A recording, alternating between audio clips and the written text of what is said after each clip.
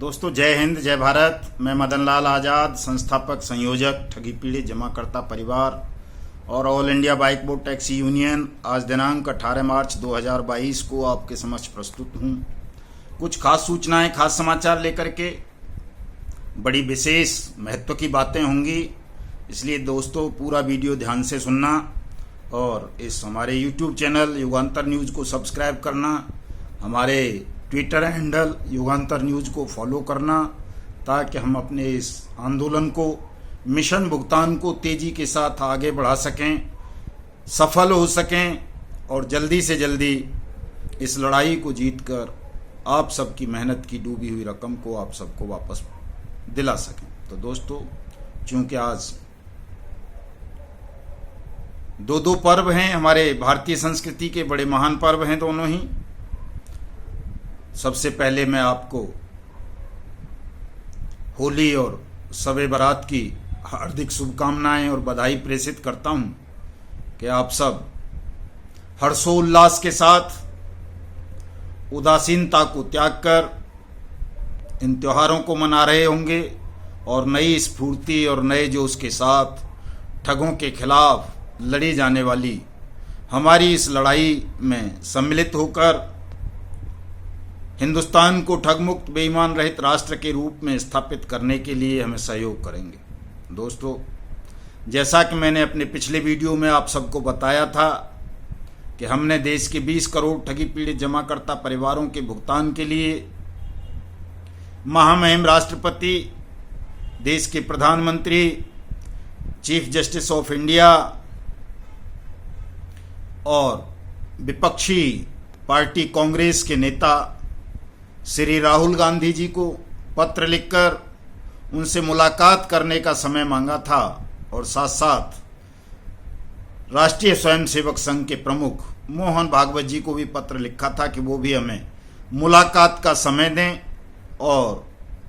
जो ये देश के 20 करोड़ ठगी पीड़ित जमाकर्ता परिवारों की पीड़ा है, इससे अवगत होकर इसको गंभीरता पूर्वक लें और जल्दी से जल्दी देश के तमाम लोगों का भुगतान आरंभ कराएं, ताकि देश की 2/3 आबादी को जीवन के आनंदों से वंचित ना होना पड़े, उसकी इस सिस्टम से आस्था खत्म ना हो। लेकिन दोस्तों, प्रत्यक्षतः वो दुख की बात है कि महामहिम राष्ट्रपति के कार्यालय से उनके निजी सचिव ने हमें पत्र भेजा है और उसमें उन्होंने लिखा है कि महोदय, आपका महामहिम राष्ट्रपति से मुलाकात के संदर्भ में पत्र मिला, लेकिन खेद है कि महामहिम राष्ट्रपति आपको मिलने का समय नहीं दे पाएंगे। तो दोस्तों, चलो जो भी है, उम्मीद थी पहले से ही कि महामहिम राष्ट्रपति हमें मुलाकात का समय नहीं देंगे। अन्य लोगों से भी ऐसी ही उम्मीद है, लेकिन उससे भी ज़्यादा दुख की बात यह है कि कम से कम देश की सर्वोच्च शक्ति राष्ट्रपति के निजी सचिव ने हमें पत्र द्वारा सूचित तो किया कि महामहिम राष्ट्रपति के पास इतना समय नहीं है कि वो देश के 20 करोड़ ठगी पीड़ित जमाकर्ता परिवारों की पीड़ा को सुन सकें या उनके किसी प्रतिनिधि मंडल से मुलाकात करने का समय दे सकें। बाकी तो चाहे वो प्रधानमंत्री कार्यालय हो, चाहे वो आरएसएस प्रमुख मोहन भागवत जी का कार्यालय हो, राहुल गांधी जी का कार्यालय हो, चीफ जस्टिस ऑफ इंडिया का कार्यालय हो, वहाँ से कोई रिप्लाई भी नहीं आई है कि वो हमसे मिलेंगे या नहीं मिलेंगे, समय देंगे या नहीं देंगे। दोस्तों, बाबा तुलसीदास ने बहुत अच्छी बात कही है कि विनय न मानत जलधि जड़ गए 3 दिन बीत, बोले राम सकोप तब भय बिन हो इन प्रीत। दोस्तों, चाहे वो महामहिम राष्ट्रपति हों, प्रधानमंत्री हों, चीफ जस्टिस ऑफ इंडिया हों, नेता विपक्ष राहुल गांधी हों या आरएसएस प्रमुख मोहन भागवत हों या अन्य पॉलिटिकल पार्टीज के लीडर हों, बहुत सारे लोगों को हमने पत्र लिखा है, मेल भेजे हैं। देश के तमाम सांसदों को, राज्यों के तमाम चीफ मिनिस्टर्स को, तमाम चीफ सेक्रेटरीज को, तमाम फाइनेंस सेक्रेटरीज को, तमाम होम सेक्रेटरीज को, सेंट्रल विजिलेंस कमीशन को और भी बहुत सारी अथॉरिटीज़ को, सीबीआई, ईडी, एसएफआईओ वगैरह को। अभी कुछ लोगों के जवाब आए हैं जिनमें सबसे महत्वपूर्ण रिप्लाई तो महामहिम राष्ट्रपति की ही है। बाकी कहीं से कोई सार्थक जवाब नहीं आया है। तो मुझे जो आभास होता है, जो लगता है, वो ये लगता है कि देश के सिस्टम में बैठे हुए लोग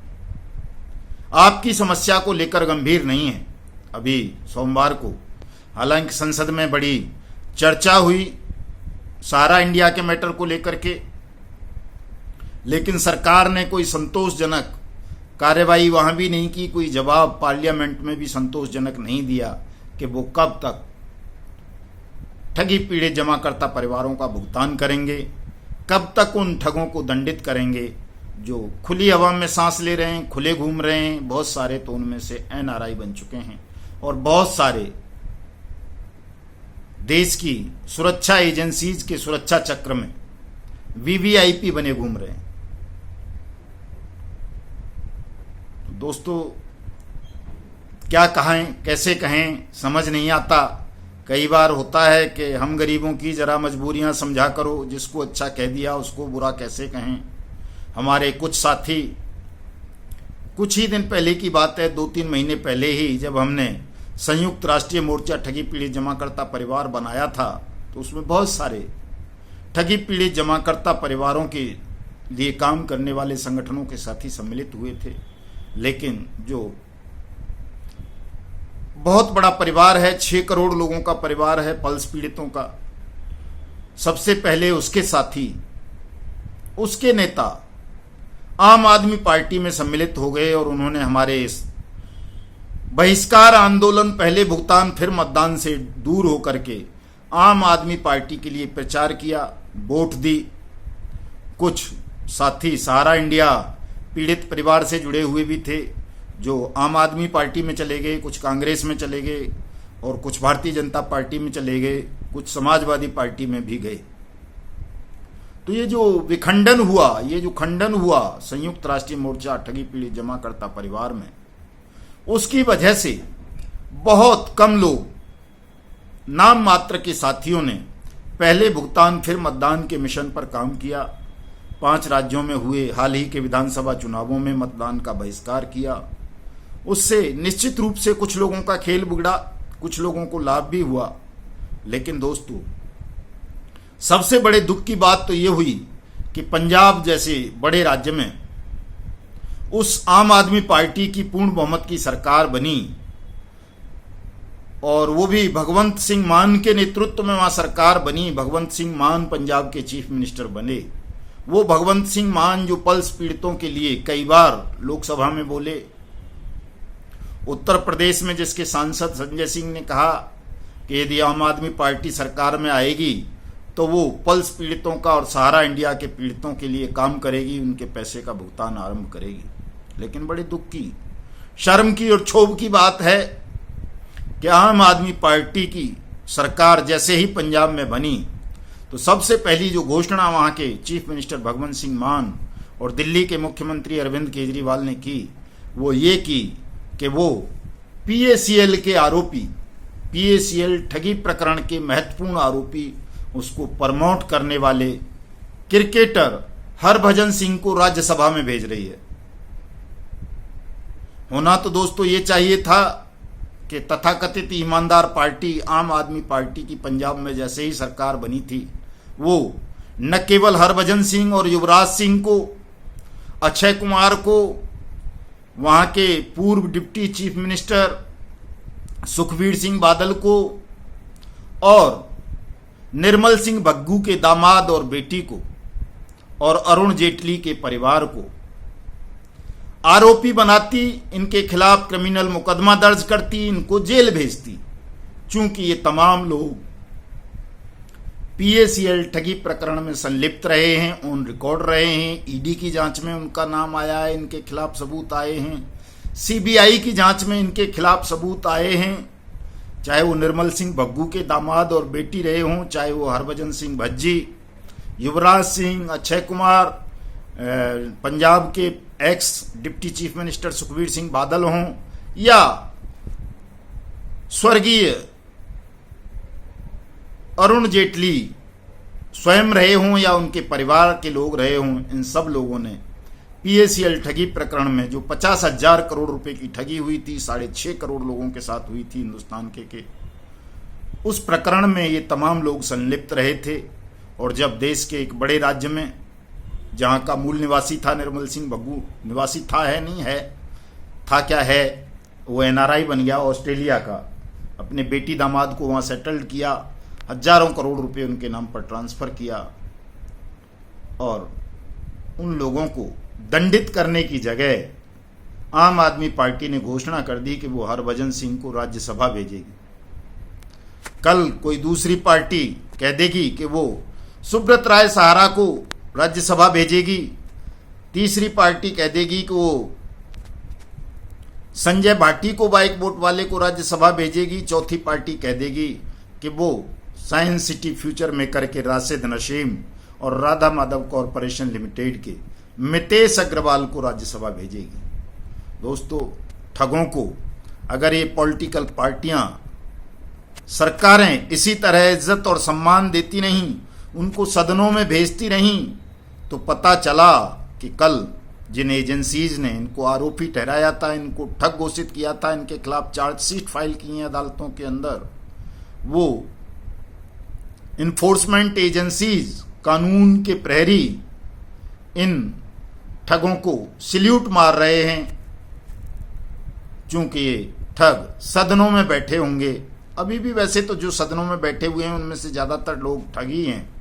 चूंकि अगर ये ठग नहीं होते तो ये पार्लियामेंट द्वारा सर्वसम्मति से पारित अनियमित जमा योजनाएं पाबंदी कानून 2019 को अब तक लागू कर देते, लागू करवा लेते, और देश के तमाम 20 करोड़ ठगी पीड़ित जमाकर्ता परिवारों को अब तक राहत मिल चुकी होती। लेकिन चूंकि ये तमाम लोग जो भी असेंबलीज में बैठे हुए हैं या पार्लियामेंट में बैठे हुए हैं, इनमें से ज़्यादातर लोग ठग हैं या ठगों के समर्थक हैं या ठगों के आका हैं। इसलिए हिंदुस्तान में ठगों के खिलाफ कोई सार्थक और महत्वपूर्ण कार्रवाई नहीं हो पा रही। इसलिए देश के 20 करोड़ ठगी पीड़ित जमाकर्ता परिवारों को उनकी मेहनत की डूबी हुई रकम वापस नहीं मिल पा रही। दोस्तों, मैंने जैसा कि कहा कि विनय न मानत जलद जड़ गए, 3 दिन बीत बोले राम सकोप तब भय बिन होए न प्रीत। दोस्तों, जब तक आप संगठित नहीं होंगे, एकजुट नहीं होंगे और इन ठगों को, बेईमानों को, सत्ता में बैठे हुए भ्रष्ट लोगों को अपनी ताकत का एहसास नहीं कराएंगे, इनको सत्ता से उखाड़ फेंकने का संकल्प नहीं लेंगे, तब तक ये न आपका सम्मान करेंगे,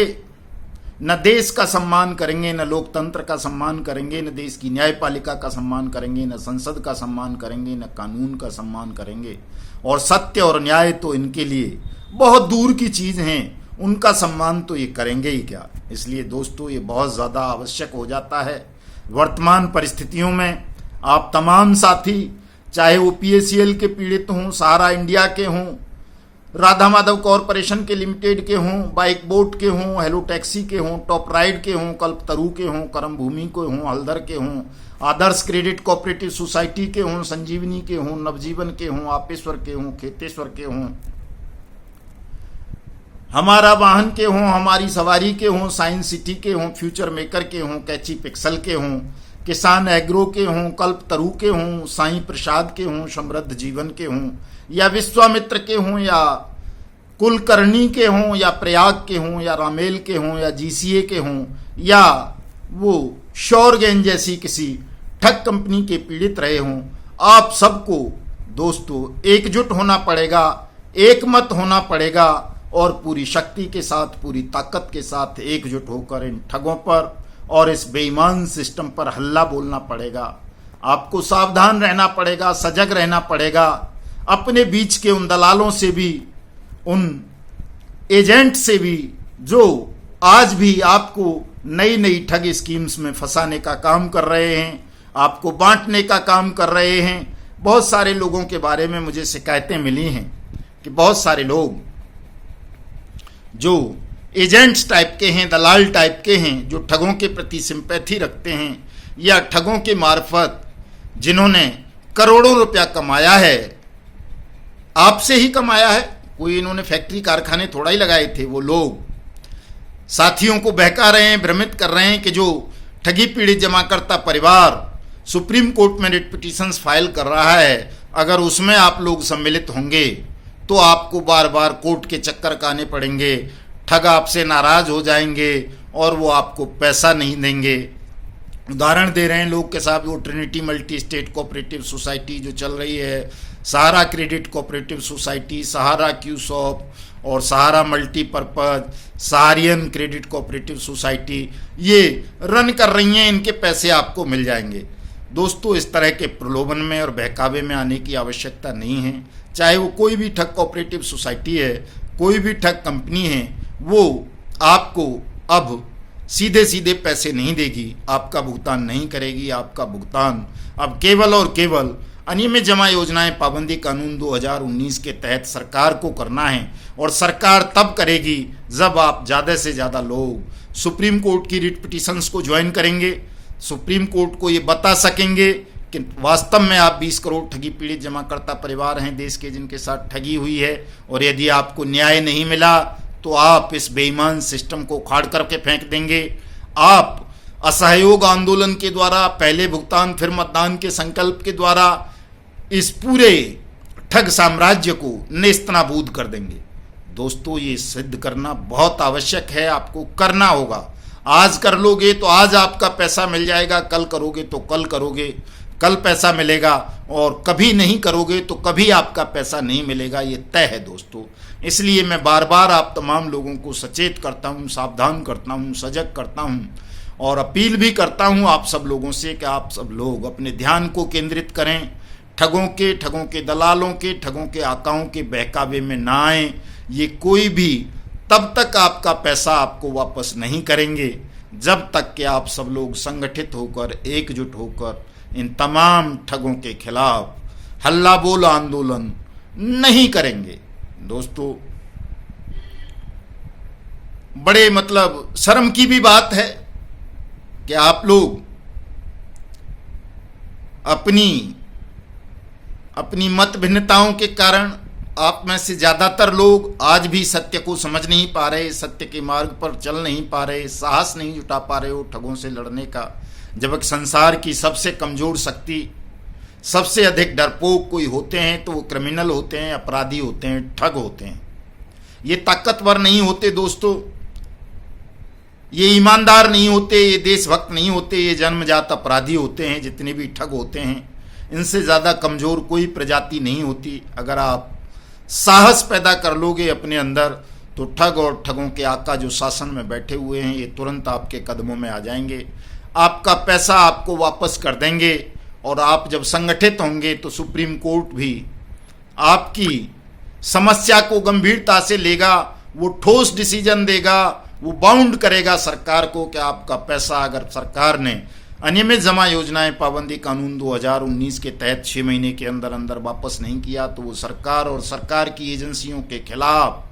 क्रिमिनल कार्रवाई शुरू करेगा, कंटेम्प्ट ऑफ कोर्ट की कार्रवाई शुरू करेगा, उनको जेल भेजेगा, उन पर भारी से भारी जुर्माना अधिरोपित करेगा। और यदि आप फूटे रहे, अलग अलग लड़ते रहे, आपने इन तमाम रिट पिटीशंस को ज्वाइन नहीं किया,